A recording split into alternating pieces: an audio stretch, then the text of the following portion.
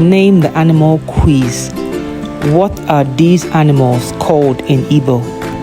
Tortoise. A. Nwologbo. B. Odum. C. Ozodimgba. D. Mbe.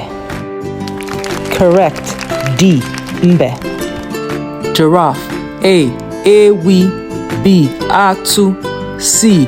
Enwe. D. Ịnyịnya. Correct. B. Atu.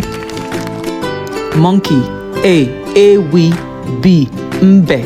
C. Enwe. D. Adaka enwe. Correct. C. Enwe.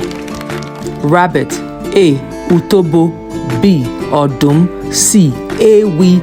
D. Mbe. Correct. C. Ewi. Like, share, and subscribe. Bye.